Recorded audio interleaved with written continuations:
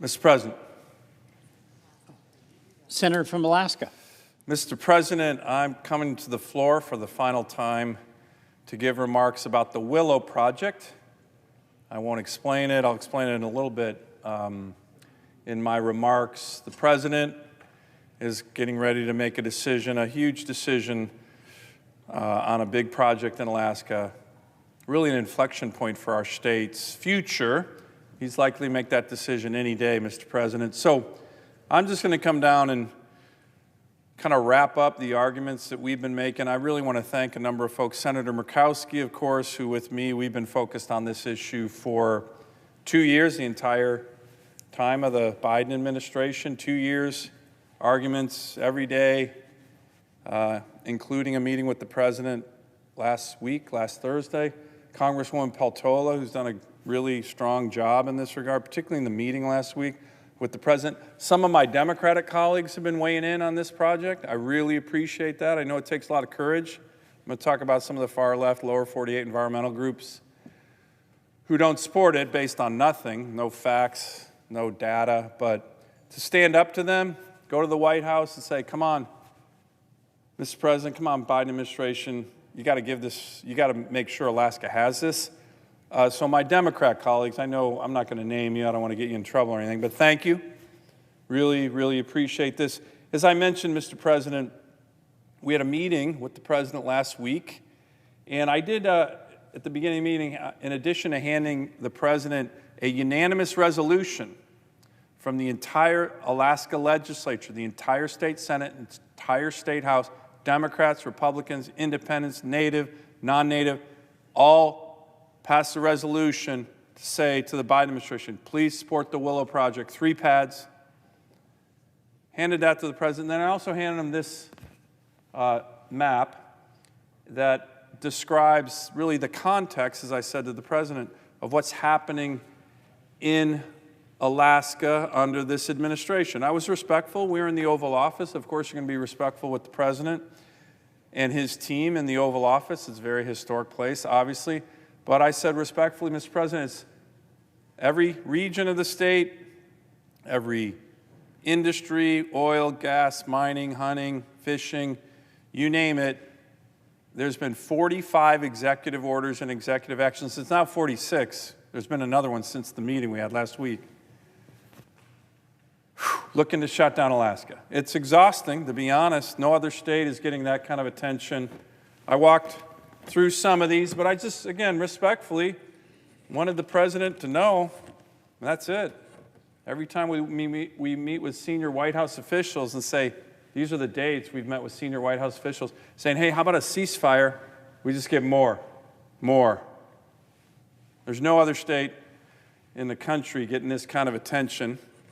It's unwanted attention. As I've told many of my Democratic colleagues, hey, if a Republican administration came after you like this, singling your state out, putting thousands of people out of work, and you came to me, said, hey, Dan, can you help me?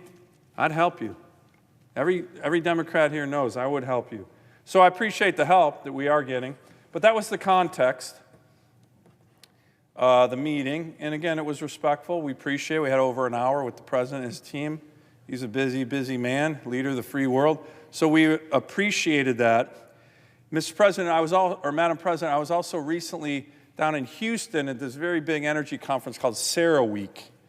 And to be honest, it's not an exaggeration to say all eyes are on the Willow Project, because it's essentially the question that's being posed in our energy sector is this. It was a very good Wall Street Journal editorial last week calling the Willow Project a test for President Biden, where this editorial led by saying the President says the only barrier to more U.S. oil production is recalcitrant companies.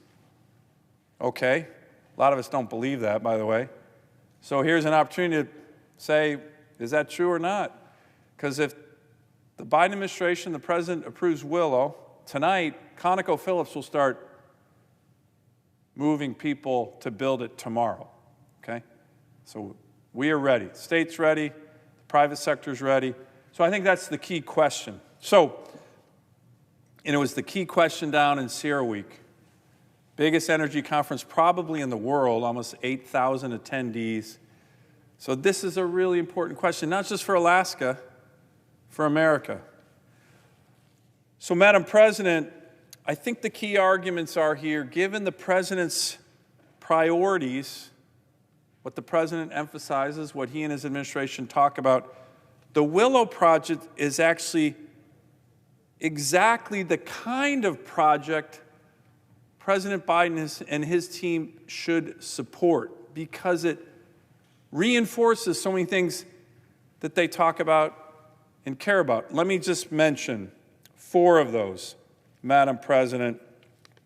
Number 1, which of course is really important, is this project has the highest environmental standards of any major energy projects in the world by far.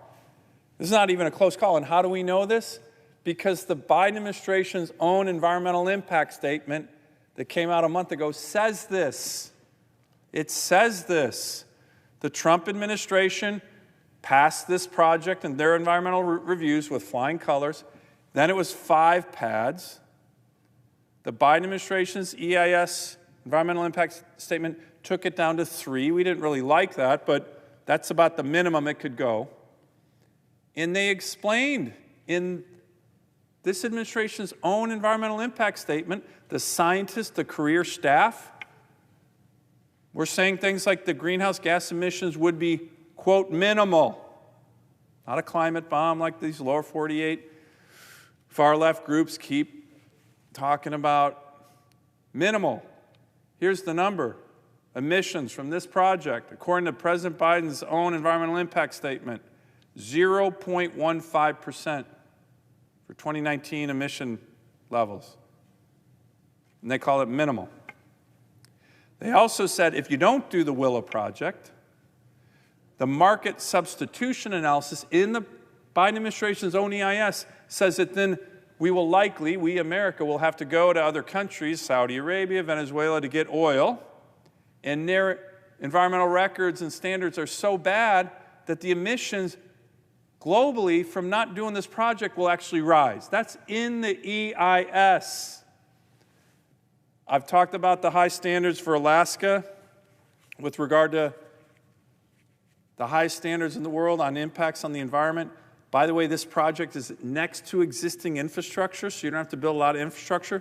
Trans-Alaska Pipeline, you just plug it in. So, highest environmental standards in the world. How do I know that? Because the Biden administration's environmental impact statement lays it out in about 1,500 pages. So, Madam President, that's one very important argument.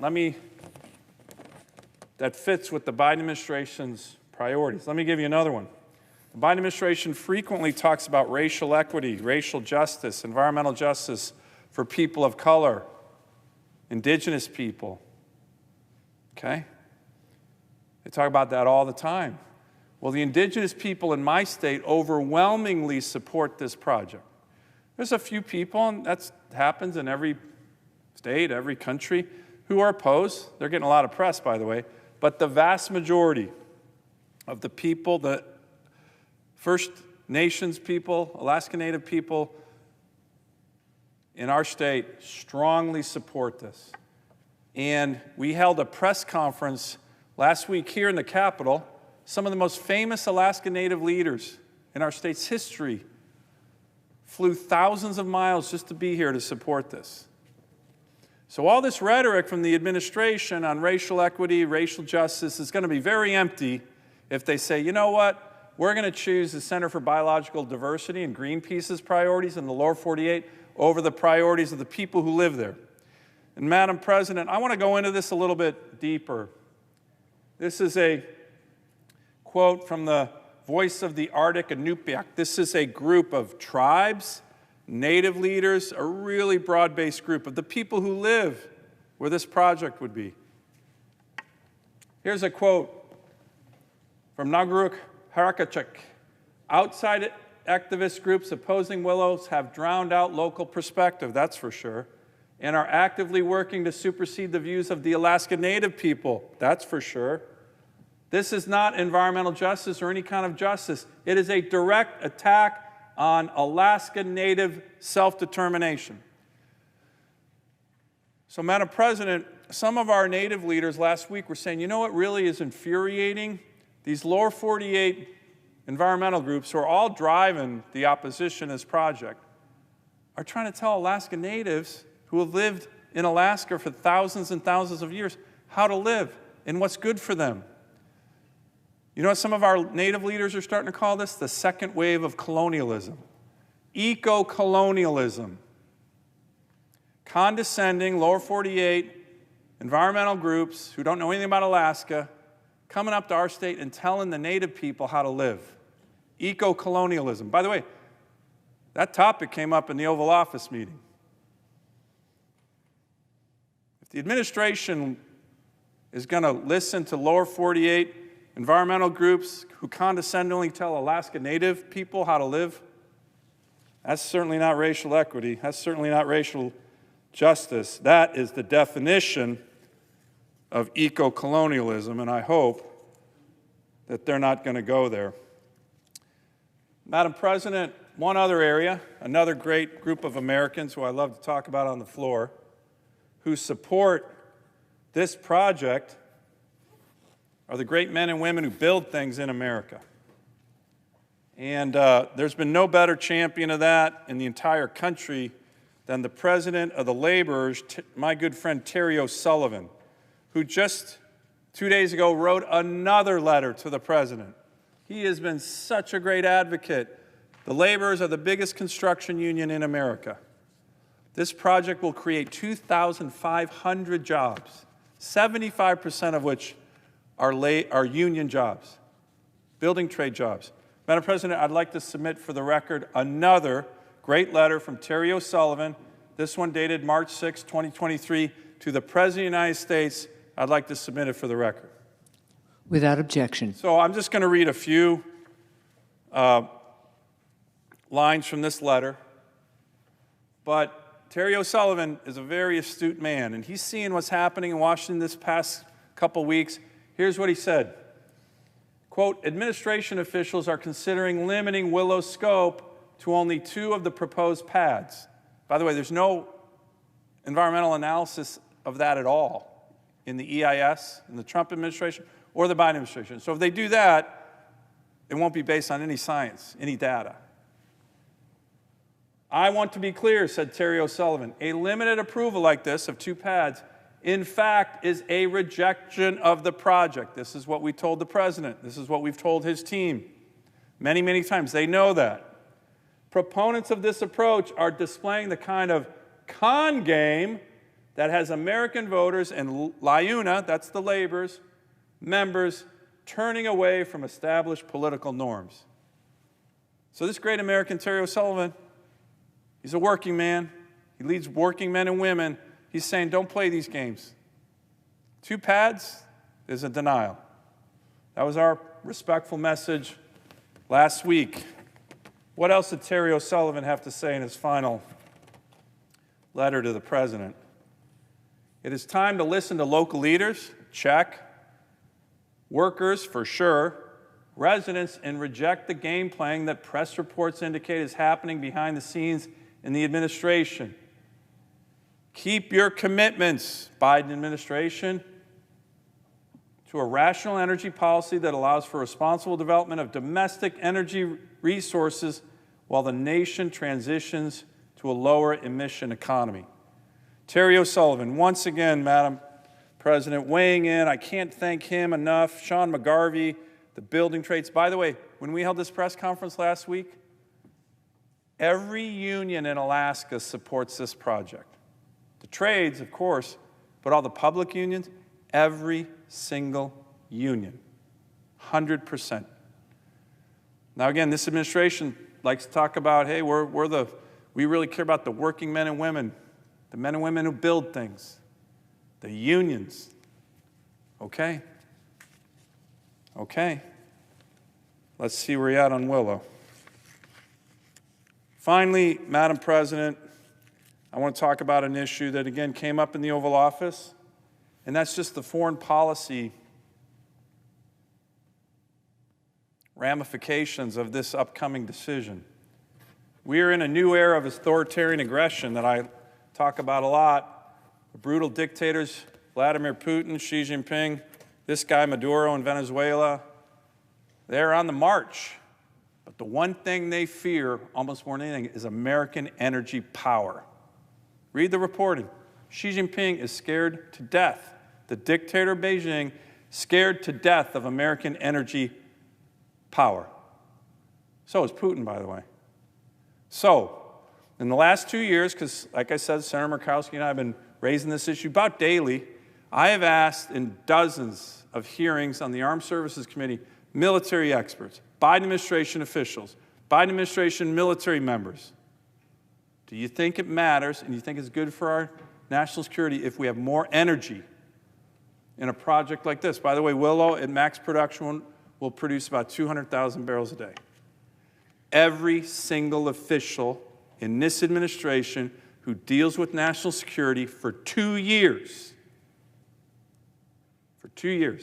has said yes. Not one has said no. Now, I'm not going to name names. I don't want to get anybody in trouble, but it's obvious. This is one of the great strengths of our nation. And our adversaries, the dictators in Moscow and the dictators in Beijing, fear it. So, why do I have this slide up?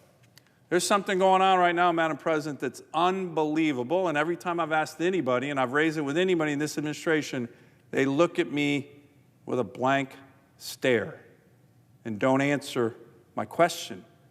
And my question is this. This administration came in, they wanted to limit the production of American energy. Fully disagree with that approach, but what happened? Well, the predictable result happened. You limit supply, prices go up. So prices on energy have gone up on working families for the last 2 years like this. We all know it. Inflation like this. So what have they been doing? They've been going overseas, begging other countries to produce more oil and import it into America. Now, why on earth would you do that when you can do it here? So the latest and greatest, they did it in Saudi Arabia. They were rejected, by the way. They were flirting with Iran. My goodness. The largest state sponsor of terrorism in the world, and you're even flirting with those guys? With the blood of American soldiers on their hands? Ridiculous. But they went to Venezuela after the election, and they said, let's lift sanctions on you. So we are now importing over 100,000 barrels a day from Venezuela. Can you believe that? That's a fact. Venezuela pollutes in its processes to produce oil. It's a production and greenhouse gas emission process that's 18 times, with an X, times more polluting than in America, and certainly way more polluting, probably 30 times more than the great state of Alaska's Willow Project. So you really care about the environment? Why did you just lift sanctions on one of the dirtiest producers in the world? They're a terrorist regime. They have a horrible human rights record, horrible worker rights record, a well-known U.S. adversary, and we're already importing 100,000 barrels a day from them. Just started, and we don't want to produce in Alaska with the highest standards in the world on the environment and workers? So when I ask the question, why would you do that and not let us produce in the great state of Alaska?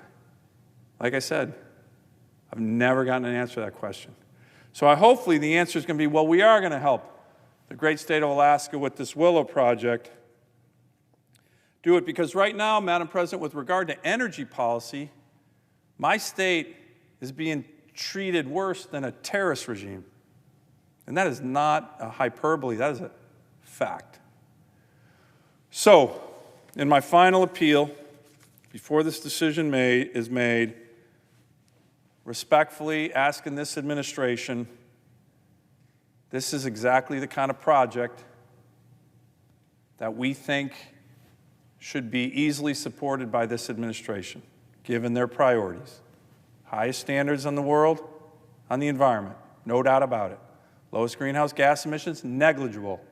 according to the president's own EIS.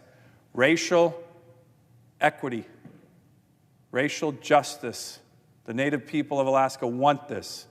Listen to them. Don't listen to the eco-terrorists down in the lower 48, coastal elites who don't know anything about Alaska and are trying to tell the Native people how to live their lives. Insulting, by the way.